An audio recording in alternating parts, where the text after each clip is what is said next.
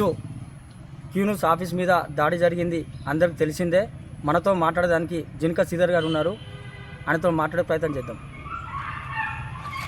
ఈరోజు ప్రశ్నించే గొంతుకైన గౌరవ ఎమ్మెల్సీ తీన్మార్ మల్లన్నపై దాడి అనేది వారి ప్రాణాలను తీయాలనే లక్ష్యంగా జరిగిందనేది స్పష్టంగా కనిపిస్తుంది. ప్రశ్నించే గొంతుకల ప్రాణాలు తీయాలనే పణంగా చేస్తున్న పార్టీని బహుజన సేన రాజన్న సిరిసిల్ల ఆర్గనైజేషన్ తరఫున తీవ్రంగా ఖండిస్తున్నాం. తెలంగాణలో ప్రశ్నించే గొంతుకైన తీన్మార్ మల్లన్నను ప్రాణాలు తీసి ప్రశ్నించే గొంతుకను లేకుండా చేయాలని చూస్తున్న జాగృతి పార్టీని బహుజన సేన తరఫున తీవ్రంగా ఖండిస్తున్నాం. ఎందుకంటే తెలంగాణలో జరుగుతున్న అవినీతిలపై, తెలంగాణలో జరుగుతున్న అరాచకాలపై ప్రశ్నించే గొంతుకైన తీన్మార్ మల్లన్నపై దాడి చేస్తూ ప్రజాస్వామ్యంలో నైతిక విలువలు తెలియకుండా దాడితో నిరసన తెలిపే సంస్కృతి కలిగిన పార్టీ నాయకులను తీవ్రంగా హెచ్చరిస్తున్నాం.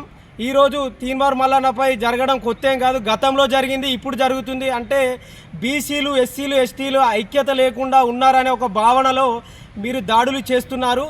బీసీల ఐక్యతతో, బీసీ, ఎస్సీ, ఎస్టీ మైనారిటీల ఐక్యతతో మిమ్మల్ని భూస్థాపితం చేయడమే లక్ష్యంగా పనిచేయడం మొదలవుతుంది. మరోసారి గిట్లా తీన్మార్ మల్లన్నపై దాడి జరిగినట్టయితే తప్పకుండా తీవ్ర నిరసనలు వ్యక్తం చేస్తాయని ఈ సందర్భంగా తెలియజేస్తున్నాను.